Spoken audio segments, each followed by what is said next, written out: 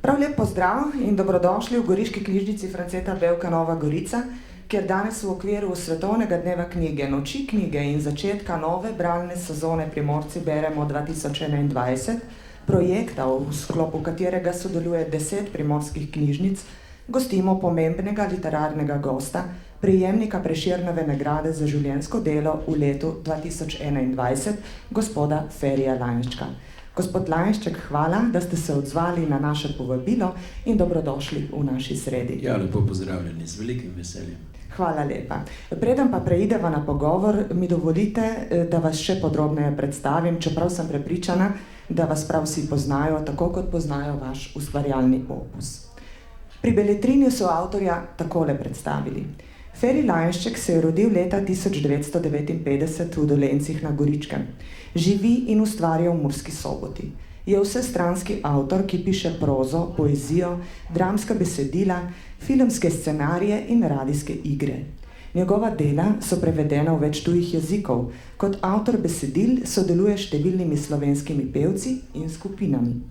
Prejel je več nagrad. Med njimi nagrado Prešernovega sklada za roman, ki jo je Megla prinesla leta 1995, nagrado Kresnik, ki je prejel dvakrat za roman Namesto koga roža cveti v letu 1992, Muriša leta 2007, v letu 2001 je prejel Večernico za mladinsko knjigo Mislice, Desetnico je prejel leta 2012 za knjigo Pesmi o Mišku in Bela miški, leta 2019 pa je za knjigo Prvotnost prejel priznanje Zlata hruška. Njegov literarni opus zajema več kot 100 raznovrstnih del, med katerimi je 30 romanov. Njegova literarna dela so doživela največ filmskih uprizoritev. Feri Lainšček je prejemnik Prešernove nagrade za življenjsko delo v letu 2021. Nagrado je prejel za delo na področju literature. V utemeljitvi je zapisano, da Lainščkovi literarni dosežki svojo visoko umetniško vrednostjo že skoraj 40 let pomembno bogatijo zakladnico slovenske kulture. V letu 2020 je pri Beletrini izšel njegov roman z naslovom Kurji pastir, ki je takoj postal bralna uspešnica.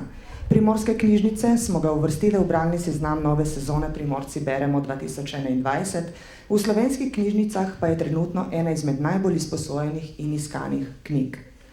O romanu Kurji pastir bomo nekaj več izvedeli v nadaljevanju v pogovoru s pisateljem. Gospod Lainšček, tudi v našem imenu in v imenu vseh primorskih knjižnic iskrene čestitke za prejeto Prešernovo nagrado. Hvala lepa. Prejeti Prešernovo nagrado za življenjsko delo je velik dosežek. Čeprav ste pri svojem delu prejeli že nekaj pomembnih in uglednih nagrad. Kako ste to nagrado doživeli? Kaj vam pomeni? Predvsem je bila ta nagrada zame presenečenje. Seveda sem bil vesel, sprejel sem jo s spoštovanjem do vseh, ki so jo do zdaj prejeli. In to je v glavnem to, zdaj pa živim naprej, kot sem živel do zdaj. No, nagrado ste prejeli ravno v času, ko je izšel vaš roman Kurji pastir. Za roman bi lahko dejali, da gre za avtobiografski roman, čeprav ni prav čisto tako. V njem opisujete vaše zgodnje otroštvo, življenje vaših staršev in rojstvo otroka, ki starše preseneti že v precej zrelostnem obdobju. Živeli ste v hudi revščini in pomanjkanju. Starša sta se pa celotno življenje borila in usmerila v to, da kljub težkim preizkušnjam ustvarite dom za vašo starejšo sestro, ki kmalu na to odide v Ljubljano in seveda potem tudi za vas. Ko se končno zdi, da bosta malce zadihala, ju pa preseneti nosečnost in rojstvo deteta, ki v njuna življenja vstopi čisto tiho in nepričakovano. Ja, ta roman je, moram spet tako reči, je tudi zame zdaj to, da je tako bran, pravzaprav presenečenje, ker je eno tako zelo intimno dejanje pisateljsko. Nisem ga pisal z neko veliko ambicijo v smislu tega, da bi bil zdaj neka uspešnica. Tudi nastal je pravzaprav, no, če tako povem, skoraj da po naključju. Namreč Mitja Čander, urednik Beletrine, me je nekako nagovoril za nekaj avtobiografskega. In ker s to založbo dolgo časa že sodelujem, sem zelo hitro rekel ja. Potem sem se pa znašel v neki zadregi. Namreč izhajal sem iz prepričanja, da se otroštva lastnega zelo spominjamo.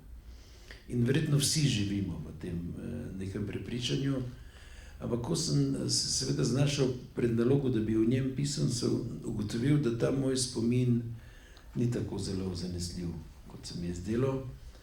Predvsem pa, da imam nek selektiven, zdravilni spomin, ki praktično pomeni to, da vse tisto slabo pozabiš in se samo lepega spominjaš. In to je rodilo to zadrego, da nisem vedel, kako sploh pristopiti, kako priti. Tudi mi je bilo pravzaprav nekako hudo, da se velikega dela lastnega otroštva ne spominjam tako dobro, da bi lahko v njem pisal. No in to je trajalo kar, moram reči, kar 1 leto časa, ko sem bil v neki blokadi. Potem sem se pa spomnil na neko metodo pisateljsko, ki sem jo sicer prakticiral pri nekaterih romanih, ki se dogajajo v času, ko nisem živel.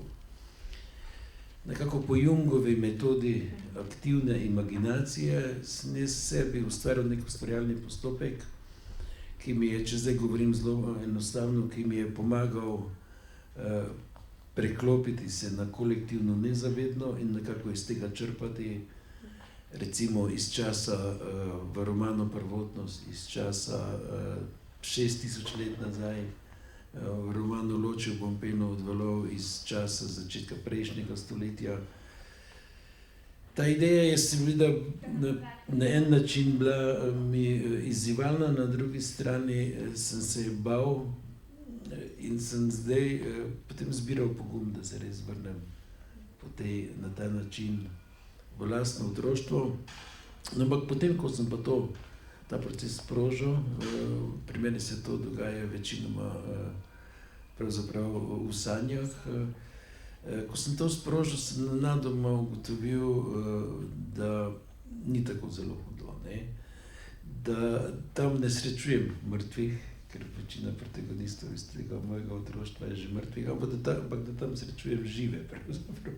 In tudi svoje ljudi, ne? In svoje ljudi. No in res me je potem to popeljalo zelo daleč, tudi po poti mojega otroštva nazaj, ker moj prvi spomin, zavestni spomin, preizkušeno, je segal nekje do 1 leta in 6 mesecev.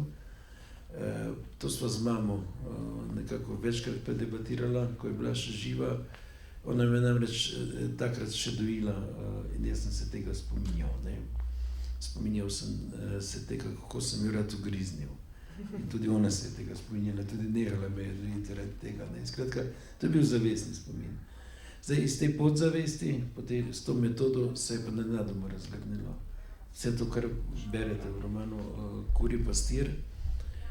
In se seveda nakopičilo, no, če še malo nadaljujem, ker je pravzaprav na nek način anekdotično, ker ko sem začel pisati, ko mi je steklo, je pa šlo pravzaprav zelo, kako bi rekel, zelo fajn in sem bil že na 160. strani, pa sem bil komaj 2 dni star v romanu in sem tega mojega urednika Mitjo Čandra potem poklical in sem mu rekel, glej, imam težavo, ne, 2 dni sem star, pa to, kaj je že napisano, a bi za 1 leto midva prestavila.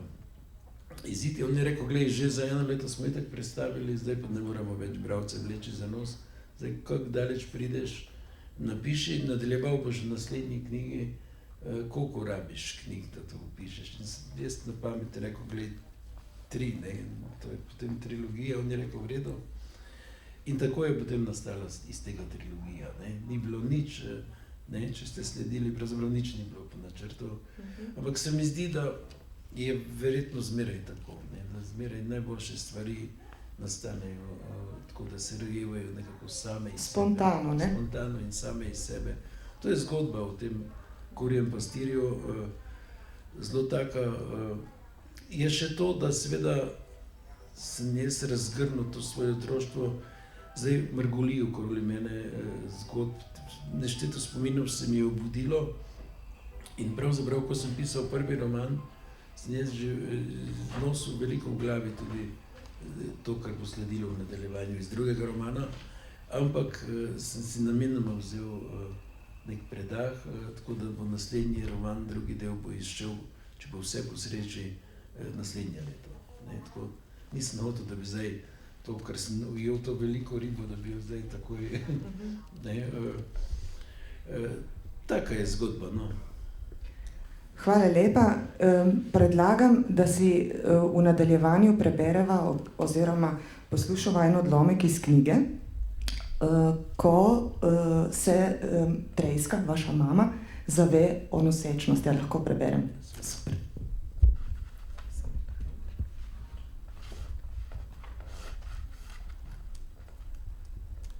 Sama je o tem, kaj vse jo čaka, premišljevala molče.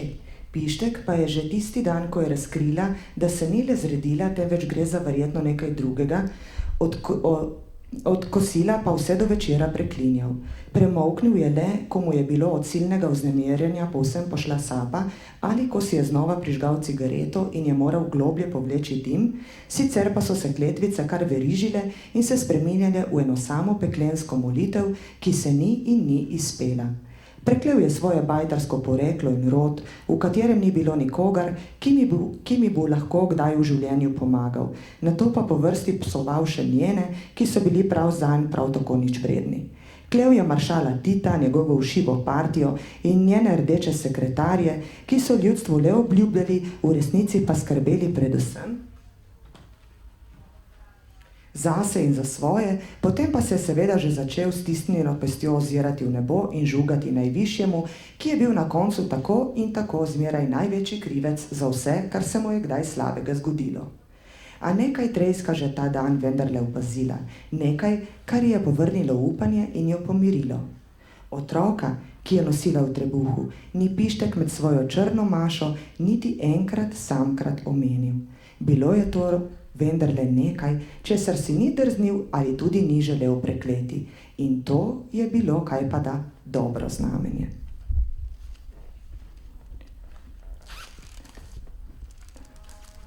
V romanu opisujete prva 2 meseca vašega življenja. Da ste lahko priklicali v spomin vse tiste dogodke, ste omenili, da ste se že obrnili na metodo vračanja v času v spomin po Jungu. Kako ste pravzaprav prišli do te ideje? Odkje se vam je utrnila ta misel, da je to metoda, s katero si boste lahko pomagali pri pisanju? No, ta ustvarjalni postopek ima pri meni zdaj že res dolgo zgodovino.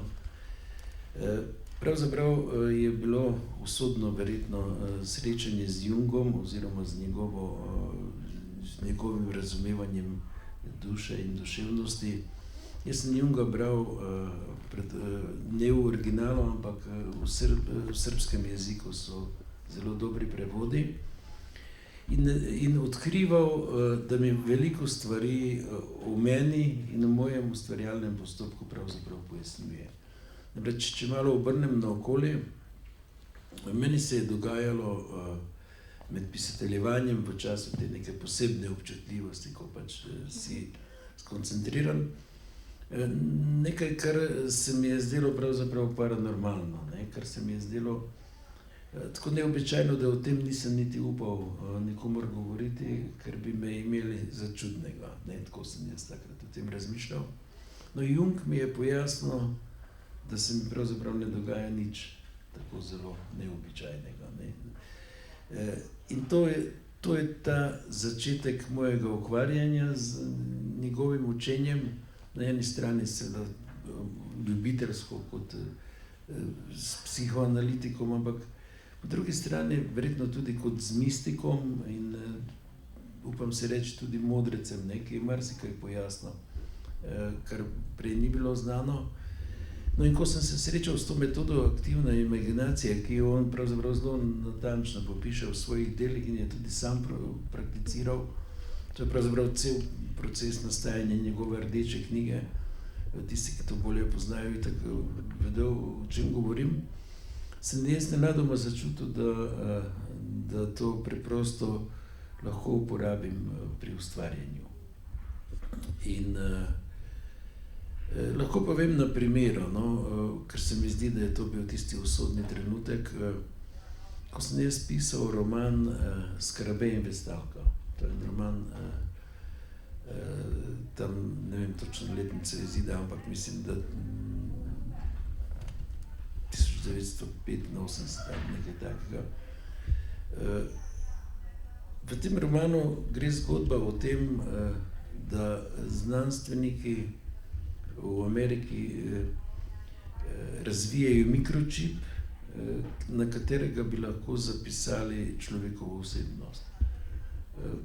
Ta mikročip sem imenoval plenilec duše pravzaprav in je izhajal iz znanstveno-fantastične predpostavke, da se bo na tem mikročipu lahko shranila človekova osebnost, da bo človek lahko pravzaprav živel še po smrti. Ne? Znanost je šla v tem času v to smer. Marsikaj je to idejo tega romana potrdilo, ampak kaj želim povedati, ti znanstveniki so v tem romanu želeli uporabiti eno žensko, ki je bila medij, ki se lahko vživlja v duhovna bitja.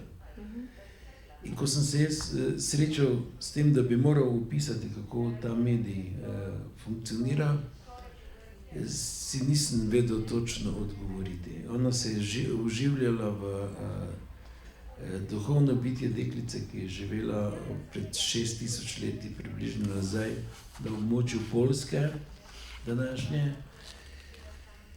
Ampak tudi jaz nisem vedel in sem takrat prišel na idejo, kaj če bi sam odigral to vlogo medija, da bi lahko potem to opisal.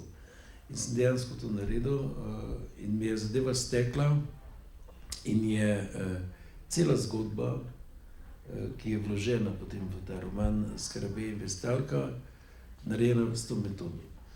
Kasneje sem jaz to zgodbo potem celo vzel iz tega romana in je objavil v samostojni knjigi pod naslovom Prvotnost.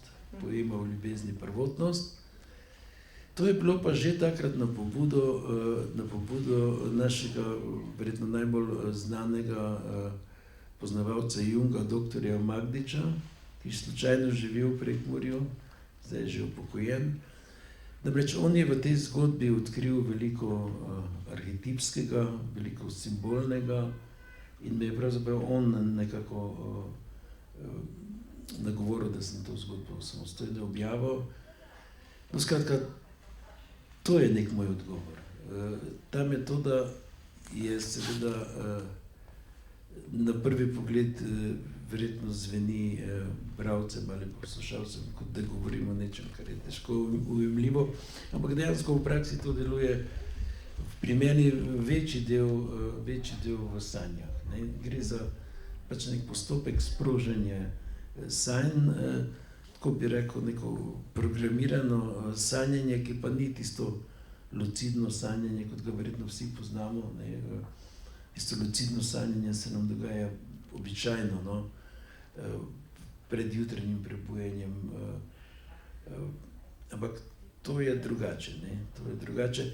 Zdaj seveda, da ne bodo bralci spet narobe, mislim, ali pa poslušalci narobe razumeli, ne gre zdaj za to, da bi si jaz zadal nalogo in bi odsanjal prizore iz romana in potem drug dan samo zapisal. Ni tako enostavno, ne, ampak gre za neko prevajanje iz te govorice sanj v ta naš vsakdanji jezik, ker sanjamo pa vsi, ali se tega zavedamo ali ne, in sanjamo bolj ali manj v simbolih. Sanjamo veliko širše in veliko globlje in veliko bolj nazaj, kot se nam zdi. Tako. Se zdaj, potem, ko ste napisali ta roman, še v sanjah tako vračate in prikličete v spomin vaše starše, kar v nadaljevanju romana verjetno bo zgodba že malček drugačna o odraslem Fereku, recimo, ne? Ja, problem tega procesa, to je zdaj čistko moj, je seveda to, da je nek proces vstopanja v to in to traja kar več mesecev, potem pa se seveda ne da pritisniti na gumb in se preprosto izklopiti, ampak je spet nek proces ustavljanja. Tako da malce v šali, malce pa zares ta roman mi je kar pokvaril spanec. Mislim, to ni tisto spanje, ki je zame običajno spanje. Produktivno. Ja, ne, spanje nedolžnega. Seveda zdaj drugi roman že sega oziroma se začenja v času, kjer je moj spomin, kjer je moj ta zavestni spomin seveda bolj prisoten. Moram tudi reči, da se mi dogajajo zelo lepe stvari v zvezi s tem romanom. Ne veliko, no, ampak par sorodnikov, protagonistov, recimo se mi je oglasilo, postreglo z novimi informacijami, ki jih tudi nisem imel. Recimo zanimiva je zgodba nečaka tega župnika iz tistega časa, ki se mi je oglasil in mi veliko zanimivega povedal o tem župniku. Potem tudi zgodba tega zdravnika, z konca se je pa celo njegova žena, ki je še živa, oglasila, tako da me še čaka srečanje z njo in mislim, zelo zanimive stvari se zdaj nekako nanašajo. Ne, tako je, ko to enkrat sprožiš, ta proces na različnih nivojih potem teče, tako da sem prav radoveden, ja, kako bodo naslednja dva romana. Tudi mi, verjemte. No, zgodbo v bistvu pa pripovedujete v tretji osebi kot zunanji pripovedovalec in na izjemno tankočuten in hkrati pretresljiv način podajate to zgodbo do bralca. Ste se zato odločili tudi na podlagi teh spominov, ki ste si jih priklicali, ali je bilo življenje v tedanjih časih na vasi res tako težko? Ja, sej deloma lahko kar nadaljujem to, kar sem prej govoril. Jaz se nisem zavedal vsega tega. Meni ste mama in oče očitno res zgradila nek nevidni most iz te revščine in me prepeljala čez. Ne? Tako da jaz sem zmeraj otrokom po šolam razlagal zgodbo o mojem otroštvu na tak način, da sem rojen v hiši iz blata in slame, da smo bili neskončno revni, ampak da sta me imela oče in mama zelo rada in da je zato bilo moje otroštvo lepo. In seveda zdaj, ko sem se na ta način vračal, sem naleteval na veliko stvari, ki niso bile lepe, ne? Ki so bile potlačene, ki so bile skrite, ki bi jih verjetno lahko nosil s sabo kot neko travmo, kot neko usodno zaznamovanost v slabem pomenu, ampak jaz dejansko tega nisem tako nosil in čutil. In marsikaj je bilo zame seveda po tem gibanju po podzavesti presenečenje v bistvu, ne. Ampak razumem zdaj, da sta pravzaprav oče in mama me ves čas učila, kako kljubovati brezupu, ne, da je vsak nosi iz otroštva nek vzorec. Starši nehote ali pa hote polagamo v otroke neke vzorce in očitno je moj vzorec bil, ki sem ga dobil, ta, da je treba kljubovati brezupu, ne, in celo moje življenje je pravzaprav podprto s tem spoznanjem, ne da bi jaz to vedel. Jaz sem verjetno res človek, ki ga nič ne more ustaviti v tem smislu, da bi izgubil upanje. Ne? In to je nekaj, kar sem zagotovo dobil od staršev, ne? Tako da zelo spravljen pravzaprav zdaj drezam v vse to, kar se je dogajalo in povsem miren grem, ne vem, očetu in mami na grob, ne, ker se nisem nič zlagal v tem romanu, ne, tako neka čistost se mi zdi, da je v tem notri in upam, da bom to ohranil do konca te trilogije. res si to želim. Ne. V bistvu je vodilo celega romana, vsaj meni se tako zdi, no, ljubezen. Ljubezen v vseh mogočih oblikah, ljubezen do otroka, drug do drugega, pa tudi med vaščani v res v takem krutem času, ko niso imeli nič. In tudi, če so bili ne vem kako skregani in sprti med sabo, ko je šlo za življenje, so pa le znali vsi skupaj stopiti, ne. In to se mi zdi tudi ena taka vrsta ljubezni, povezanosti, iskrenosti, ki ne moreš kar tako zanemariti. Ja, jaz mislim, da sem imel srečo, da se je to dogajalo še v tistem času, ko je ta vaška skupnost še funkcionirala. Jaz pravzaprav ne vem, kako danes vas funkcionira, ali je to v vasi še prisotno v taki meri, verjetno zagotovo ni v taki meri prisotno, ampak zdi se mi pa zelo pomembno. Ne? To je pravzaprav, zdaj če tako malce rečem, tisto kleno in žlahno slovensko podeželje, ne? Ki po moje še zdaj preseva. Ne vem, jaz se veliko, pred tem virusom sem se pač veliko gibal po Sloveniji in zmeraj, ko sem šel na nastop kamorkoli, sem si vzel čas, pa sem ugotavljal, da zmeraj odkrijem neko vas, v kateri še nisem bil, čeprav je Slovenija tako zelo majhna. Ampak kaj hočem povedati? Predvsem sem vse povsod naletel na ljudi, ki te sprejmejo, ki te pogostijo, ki ti pomagajo, če je treba. In to je nekaj, to me je zmeraj nekako navdihovalo in sem bil zmeraj pravzaprav jezen na to neko slovensko javno podobo, ki je povsem drugačna. Ne?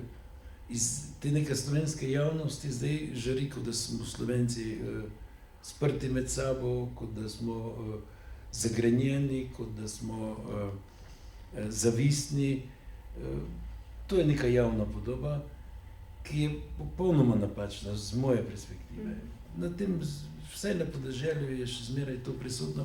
Zdaj, takrat je bilo verjetno še bolj. Ne? In jaz mislim, da me celo nista vzgajala samo oče in mama, ampak da me je tudi vas vzgajala. Iz drugega romana bo to zelo lepo razvidno, ker jaz sem bil pravzaprav vaški otrok. Ne? Tako, če bi bil v mestu, bi rekel, da sem odrasel na ulici, zdaj pa pač lahko rečem, ne vem, da sem odrasel na travniku, mislim, pa v Grmičevi, mislim. Tako da me v veliki meri tudi vas vzgajala. Ne? In ta vzajemnost, ta solidarnost vaška je nekaj zelo dragocenega. Ne?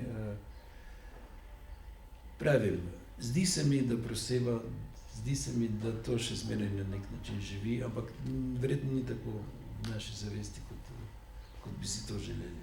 Ne? Kaj pa, če se vrneva za trenutek nazaj k vašim staršem?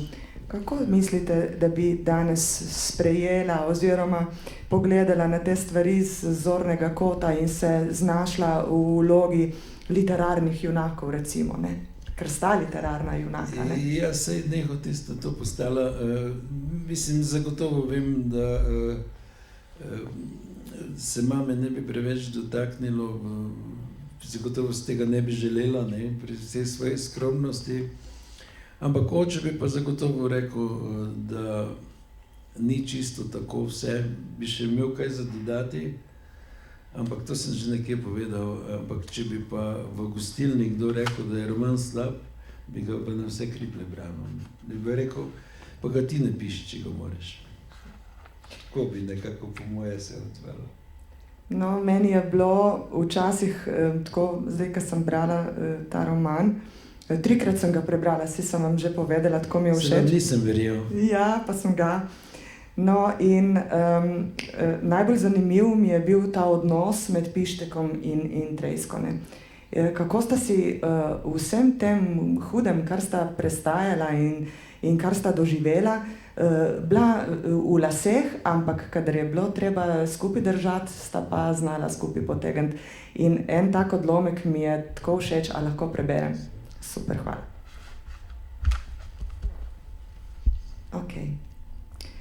Pištek je pač pištek, je običajno zmajevala. Ni zdrav, če ne napravi kaj po svoje, ga je oštevala in zagovarjala obenem.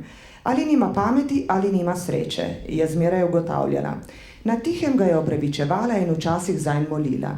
Če ga je kdo le ošvrknil, se je zavzela zanj in ga branila, če pa je šlo res za nohte, mu je bila takoj ob strani. Tako sta se dobivala svoje vojne, se podpihovala in bodrila ali nergala in se tešila, ko se jima ni posrečilo. Mnogi so verjeli, da ju je tako združila revščina. Bili so prepričani, da jima je kaj drugega niti ni preostalo, zato so mogli videti, kako zelo sta bila povezana. Včasih je ona namesto njega jokala in včasih je on namesto nje preklinjal. Pripadala sta si na način, ki ga niso razumeli, zato sta šla marsikomu tudi na živce. Le kako lahko živi s tem divjakom, ki mu ni nič sveto, so se spraševali eni. Kako lahko živi s to siroto, ki mu vse sproti raztrosi, so se spraševali drugi. A zaman so čakali, da bo med njima res počilo. Naj sta namreč še tako kričali. In se lovila okrog hiše, na koncu sta spet skupaj sedela na pragu in se opravičevala drug drugemu. Ja, kar vidim, zanimivo je to, ne, da sta bila dejansko oba iz te vaške revščine. Ne. Takrat so bili mnogi revni, ampak ti njeni družini sta bili res zelo revni.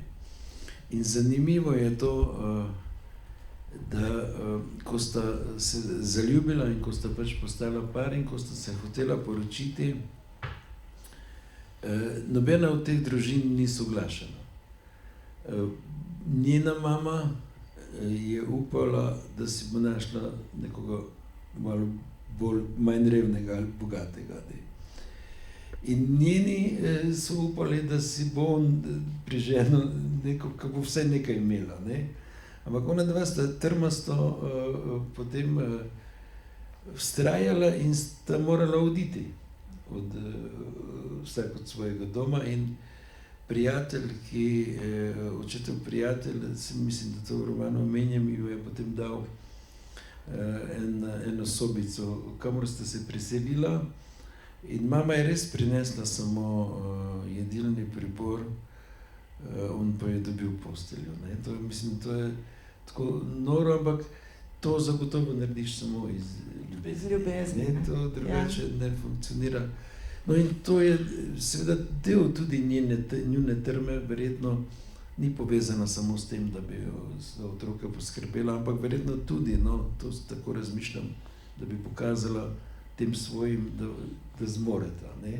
Tako da je neka gonilo, verjetno tudi ta neka želja, da bi dokazala, da gre. Ne?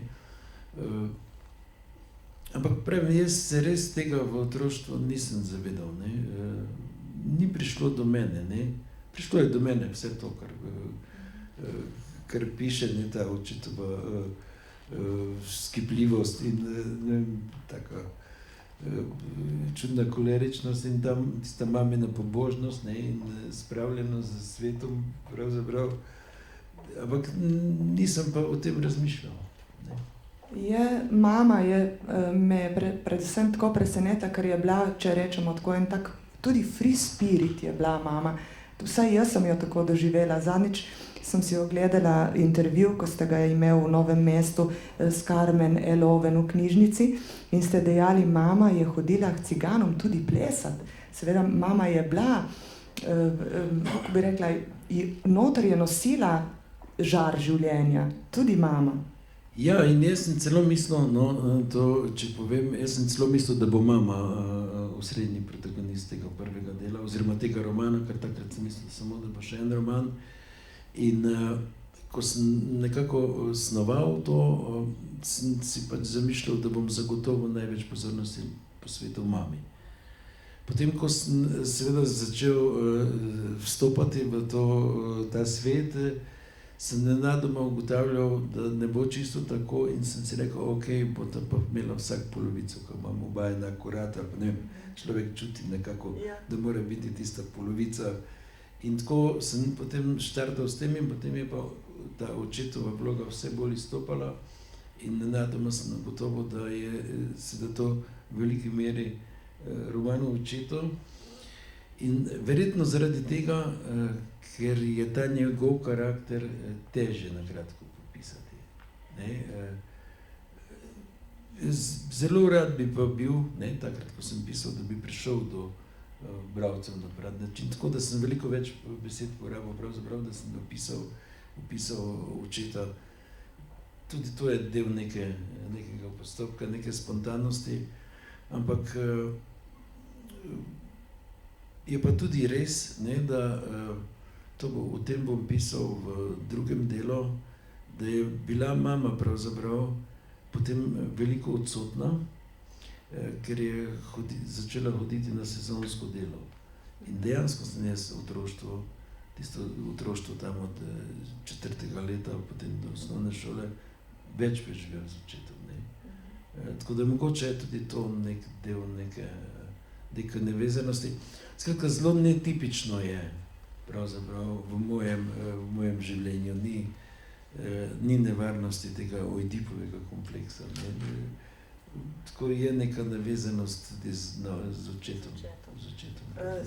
Zagotovo se čuti to skozi roman, je pa čutiti tudi to, da so praktično vsi liki so tako živi, pristni, tako doživljaš jih, vsaj jaz sem jih tako doživela, tako kot da bi bila tam skupaj z vami in da bi spremljala vse, kar se dogaja na tej vasi, kako se stvari odvijajo, kako sprejemajo življenje in dojemajo stvari. Tako da to vam je izjemno uspelo, moram reči. Jaz moram pa reči, da to zelo rad slišim, ker je bil tisti moj največji pisateljski strah pravzaprav v tem, da to ne bo dovolj prišlo do bralcev. Ne? Tako da medalja ima dve plati in zdaj imam zelo rad to plat, ne, vašo. Prav iskreno povedano, prav iskreno. Ker na koncu, kakorkoli pišeš, se potem zagledaš v očeh bralcev. Ne, in na koncu, ker zmeraj je ta proces nekako tako poteka, da ko pišem, sem povsem v romanu, ne, sem povsem v tej zgodbi, potem, ko končam, je tisti neki občutek izpraznjenosti in trenutek oddaljevanja, poslavljanja in popolnoma zgubim pravzaprav odnos do besedila, samo še strah ostane, nek tak tihi strah, kaj pa če to sploh ni, ne, če ne funkcionira. In potem preko bralcev se mi začne roman vračati. Ne? In zdaj sem že v tem procesu, ko vidim v bralčevih očeh, kak je ta roman. Ne? In ga pravzaprav skozi to dobivam nazaj in ga nekako novo doživljate, verjetno. Novo doživljam v bistvu. Ja. Ne? Tako da, in je seveda to lep občutek, ko potem vidiš, da deluje, da funkcionira, ne? Da pusti neko sled tudi v bralcu. Vsekakor. No, je pa še ena junakinja, bom rekla, v tem romanu, ker jo ne morava kar tako spregledati, in to je Bela gospa Skito. Bela gospa Skito, mistična gospa Skito, ki se v romanu vsakič pojavi, ko se zgodi kakšna taka stvar, ki bom rekla, je nepričakovana. Na platnici jo tudi vidimo knjige, objema celotno družino in bom rekla, kar bdi nad njimi cel čas. Ja, to je zanimivo v vsaki družini, to opažam, no, tako je neka ta pot, ki pelje bolj, ne vem, v neko nematerialistično dojemanje sveta, no, tako bi rekel. In mama je s to potjo zagotovo povezana. In tudi verjetno bi lahko našel pot do tega mojega ukvarjanja z Jungom, ne, tako da se preko mene ta zgodba verjetno v naši družini nadaljuje. Zdaj seveda to je čas 60 let nazaj na vasi, ko je bilo pravzaprav zanimivo vse skupaj. Namreč tista prvotnost, tisto poganstvo, tisto staro verstvo je še živelo pod to neko krščansko pozlato. Ker približno tako kot neka prekmorska gibanica je to razplasteno. Spodaj je seveda poganstvo, staro verstvo, vraže, vse to, kar recimo srečujemo po Istri, to, o čemer je Marjan Tomšič pisal, to po Istri je zelo v Prekmorju prisotno pač svojo drugačno mitologijo. Potem je to krščanstvo, ki je na to nekako razpeto spet s svojimi zgodbami, deloma je povzelo tiste zgodbe. In potem je pa še seveda prišla ideologija, se pravi neko drugačno ideološko razumevanje sveta, komunizem, socializem, vse to. In to je nekako, se teh ljudi na svoj način oprijemalo. Ni bilo to tako ločeno. No in to hočem reči, mama je seveda otrok tistega časa, ko so še na vasi rekli, da je katera čarovnica, če je krava poginila, so iskale tisto, ki je kot krastača prišla v hlebi. Ampak po drugi strani je mama pa seveda tudi res imela ta videnje, ta doživetja. In pravzaprav je bila odprta v to smer. Ampak z neko, samo še to bi rad dodal, ne z neko to, če zdaj tako ponazorim, črno magijo, ampak s to belo magijo je bila povezana. Zagotovo je niso prištevali med čarovnicami. Čarovnice, čeprav bi jo lahko, pa ne vem, 100 let ali pa 200 let nazaj sežgali na Grmadi. Ja, ampak zanimivo je bilo to, da te bele gospe ni samo mama videvala. V bistvu je to mogoče spet kaže, kako sta bila z očetom povezana. Ja, se je to, ta vila pravzaprav mamina bo šla še naprej skozi romane. Odlično. No, zdaj me pa zanima tudi to, naslov me zanima. Kurji pastir. A se to nanaša na prizor, ko se vaš oče Pištek pred vsemi vaščani nekako odloči, da iz tega malega Fereka, iz tega fantka, iz tega otroka, nekaj pa bo nastalo in ne samo kurji pastir. Ja, čeprav dejansko sem jaz postal kurji pastir kasneje, ker je zgodba taka, jaz v otroštvu, v prvi, drugi razred, zdaj govorim, bil obseden z knjigami. Jaz sem nosil iz tiste šolske knjižnice po 2 knjigi na dan in jih tudi še tisti dan prebral, če se je le dalo. In nisem bil v tem smislu kmečkih opravil za nobeno rabo. Tako da edino, kar so me potem s knjigo posadili ob njivo, ko je bila pšenica, da sem pazil, da niso šle kokoši pač v pšenico. In pa še tisto mi ni uspevalo, ko sem bral in so šle, ampak tako se mi je prijel ta vzdevek kurji pastir. Tako da to je pravzaprav res. Se pravi, nas čaka še v nadaljevanju potem. Ja, vsekakor. Okay. Dobro. No, rekla sva že, da je knjiga v bistvu trilogija in da je ta knjiga več ali manj v bistvu pripoved v okolju, v katerem ste živeli in v odnosu do staršev in tako naprej. Se pravi, v naslednjih 2 lahko pričakujemo kaj? Fereka, ki bo zrasel, Fereka, ki gre že v osnovno šolo in potem počasi tudi naprej, v življenju. Tako daleč v teh 3 knjigah ne bomo prišli. Ne bomo prišli. Ampak tretji roman, če pa vse po sreči, se zelo nerad govorim naprej res, ker potem gre zmeraj vse drugače, tako ali drugače. Je pravzaprav povezan s tem, kako sta Treska in Pištek že dokaj v pozni starosti pravzaprav dobila še enega otroka, ampak ne njunega, ampak ne bi pa rad preveč o tem govoril. Se strinjamo, deva pustiti, da bo presenečenje za bralce. Jaz se res že iskreno veselim nadaljevanja, tako da komaj čakam. Me pa zanima še to, v mnogih intervjujih, tudi zdaj ste dejali, da ste že kot otrok veliko brali in da vam je branje odpiralo okno v svet. Tista okna, o katerih sva se verjetno pogovarjala malo prej. Kaj Feriju Lainščku pomeni knjiga, kaj Feriju Lainščku pomenijo knjižnice in kaj Ferij Lainšček vidi kot branje, kaj mu pomeni branje?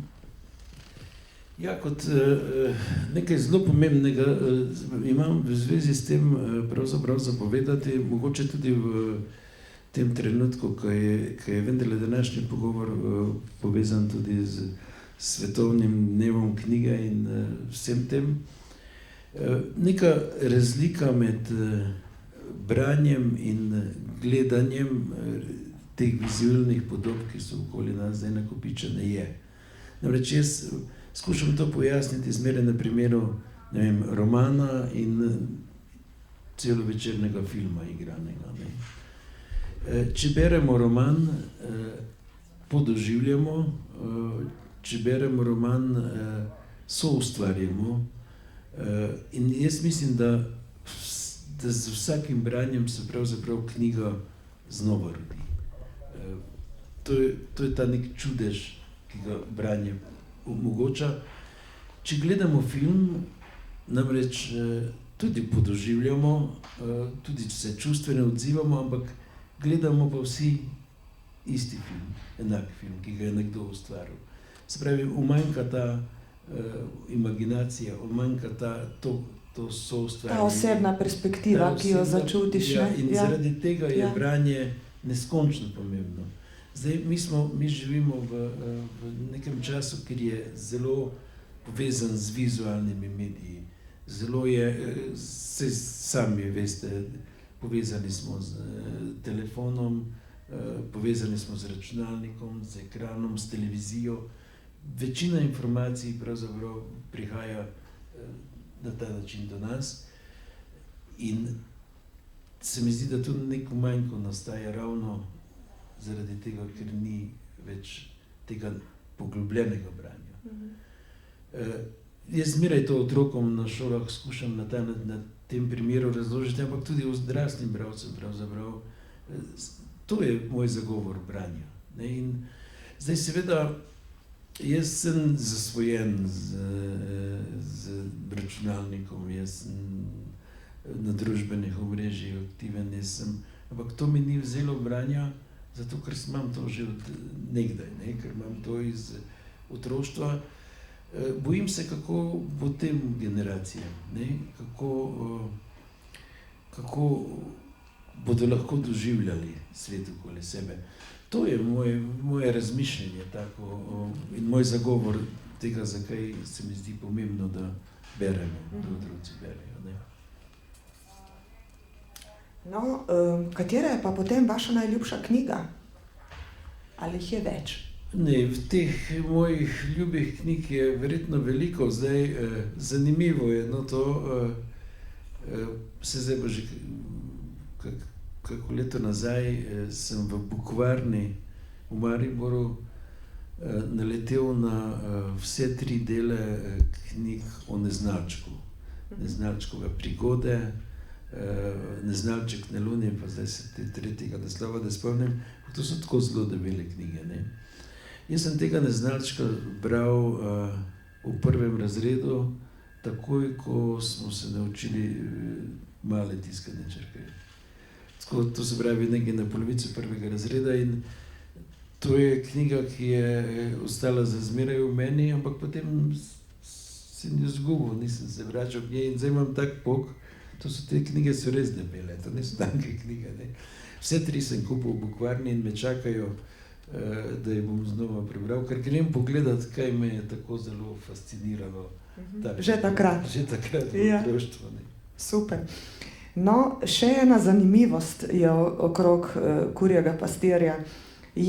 vas bom kar tako direktno vprašala, a je res to, da je knjiga Kurji pastir izšla ravno na ta dan, ko so se morale zaradi epidemioloških razmer zapreti knjigarne? To je čista resnica. Jaz sem bil neskončno žalosten, ker sem mislil, da to, da se knjigarne zapirajo, pomeni tudi, da bo knjiga obtičala, ki je v skladišču. Ampak res je tudi to, pa zdaj se malo hecam, pa malo hvalim, res je tudi to, da pa ravno na dan, ko so se pa knjigarne odprle, je bila knjiga razprodana. Tako da je založbi celotno prvo naklado uspelo spraviti do bralcev preko, s tem iz rok v roke preko spleta. In potem je bila ponatisnjena prvič in je bila spet razprodana, se pravi, zdaj so že knjigarne sodelovale, potem so se pa spet knjigarne zaprle, ampak je bila pa še enkrat enič ponatisnjena. Potem pa je res ena bela gospa s kito, ena vila zadej, ki čuva vse skupaj, ne? In spravi stvari na svoje mesto, verjetno. Ja, ne vem, zdi se mi to tako majhen, moj zasebni čudež. Res, to, kar sem povedal na začetku, nisem razmišljal o tem, kako bo ta roman šel do bralcev, in ni me to vznemirjalo, ker je res neko moje intimno, ampak zelo podobno se mi je zgodilo že v življenju pravzaprav z mojo poezijo, ne? Ker sem jo tudi praktično pisal tako zelo intimno, potem je pa kar šla med ljudi. Skoraj ne verjamem, da obstaja kdo, da je ne pozna. Ja, tako da se mi vse bolj zdi, da enostavno stvari res se ne da narediti z nekim načrtom, da so to neke založniške fame, ali pa ne vem, da si ljudje tako mislijo, da si da z marketingom, da se da z neko vsiljenim ponujanjem, z nekim velikim načrtom ustvariti knjižno uspešnico. Očitno temu vendarle ni tako, ne? Vendarle mora imeti vsaka knjiga nek razlog v sebi in da šele potem lahko nek marketing deluje in neka zgodba. Tako, to je moja izkušnja, ne? Sej vsak avtor, ki bi zdaj tu sedel, bi verjetno drugače razmišljal, vsak ima tudi drugačno izkušnje, ampak mene je z leti to pripeljalo do spoznanja, da neka ta temeljna iskrenost, to, da mi gre za res, ne? Ker sem pravzaprav ves čas ponavljal, da se ne hecam, ne? Da mi ni literatura za zabavo, da mi ni, ampak da je to moj način iskanja občutkov lepega in moj način iskanja smisla. In da sem pač lahko samo srečen, da tudi druge zanima to, ne?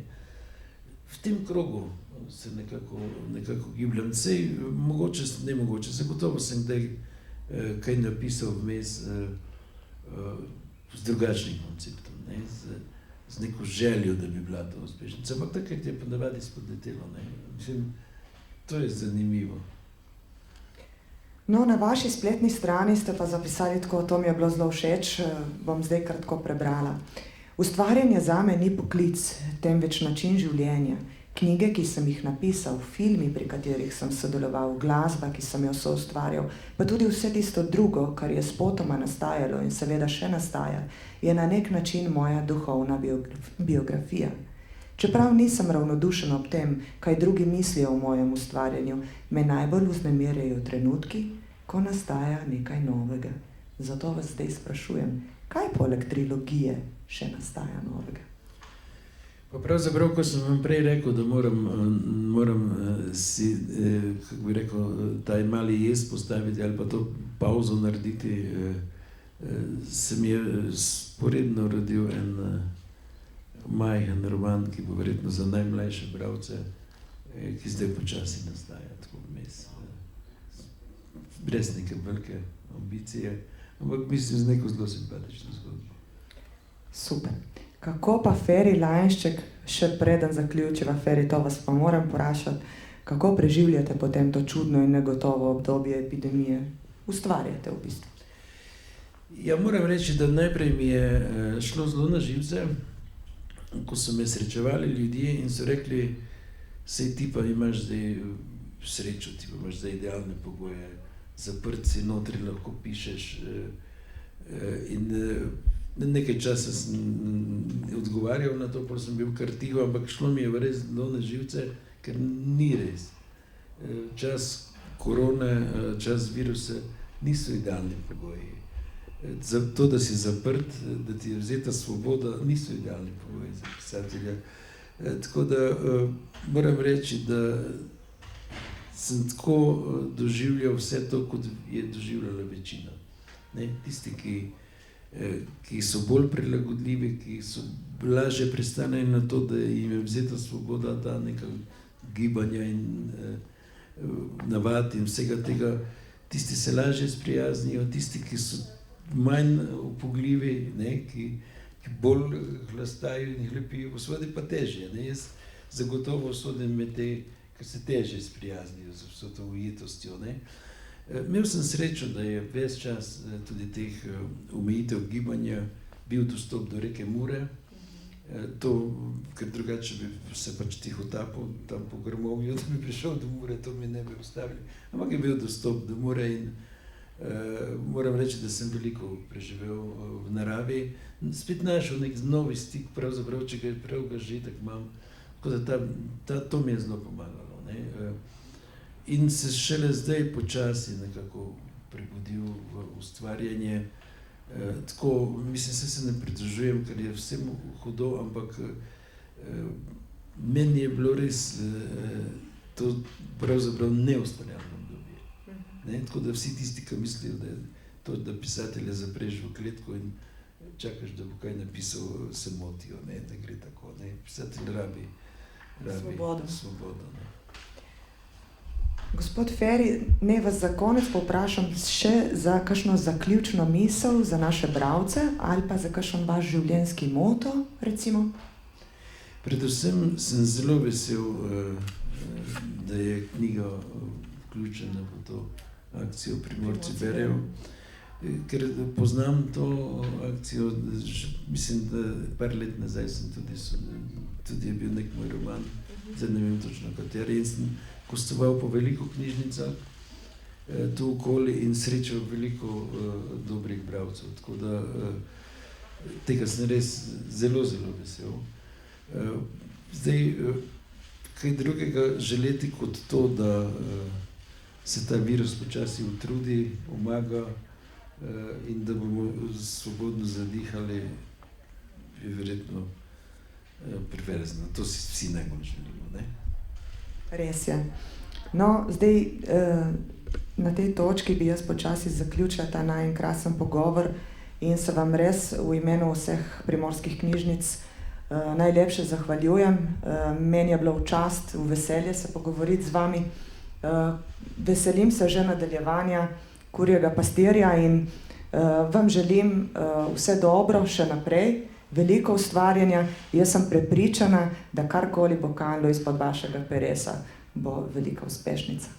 Ja, hvala lepa. Jaz bom pa od zdaj naprej lahko rekel, da poznam eno bralko, ki je moj roman prebrala trikrat. Takole. Še za zaključek, dragi bralci, hvala, da ste nas spremljali. Vzemite torej v roke knjigo Kurji pastir. To je zgodba, ki se vas bo dotaknila in res segla v srce.